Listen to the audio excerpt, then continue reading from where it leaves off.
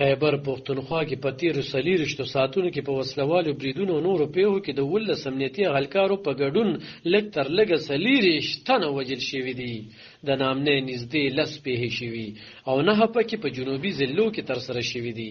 تازه پیښو کې غټ برید د ډیر اسماعیل خان په درزنده علاقه کې د اف سی ځواک په پوسټه شوي. 10 اف سی اهلکار پکې وژل شوي.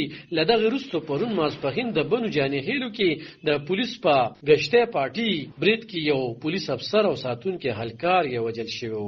دغه دواړو بریدونو ذمہواری تحریک طالبان پاکستان منلې ده. پاکستان ټي ټي پی د خوارج په نوم یادوي. دریمه پیښه د لکی مروت په سراینورنګ علاقه کې شوی.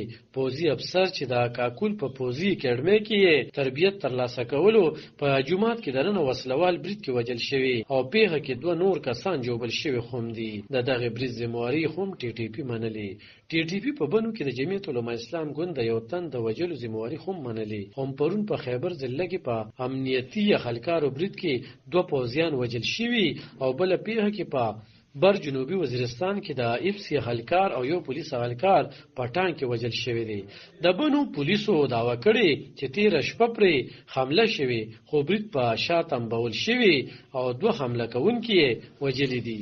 خو ځای خلک تور لګوي چې پولیسو په قید کې بندي کسان وجلي او د هغې په ضد بیا احتجاج هم شوی دی. خو پرون د کوز جنوبي وزیرستان په اعظم ورسک سیمه کې د پولیسو په ګاډي چودنه شوی خو مرګ جوړله نه داړولې او بل پیښه بیا په بر جنوبي وزیرستان خیسور کې شوی.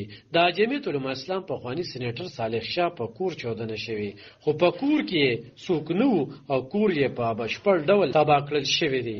د نامنې روسته پیښه د لکی مروت په پچکن احمدزی علاقه کې شوی. ځای خلک وایي څو کسان د موسیقي پروګرام ته روانو د پولیسو په ډزو 4 تنه وژل شوي خو پولیس وایي د پیښې پلټنې کوي.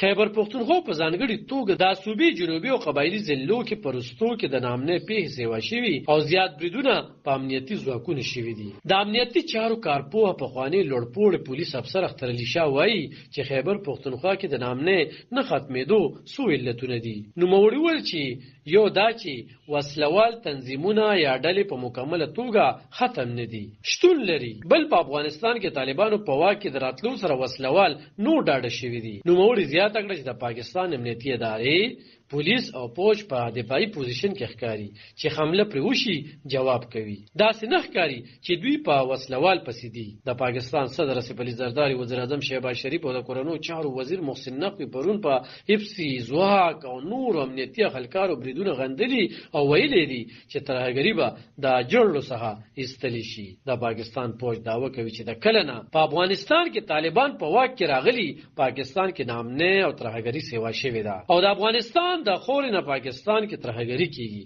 خو طالبانو د پاکستان دغه داوا او تورونه تل رد کړي او ویلي دي چې پاکستان د خپل ناکامو ذمہواری په دوی نه ورچوي.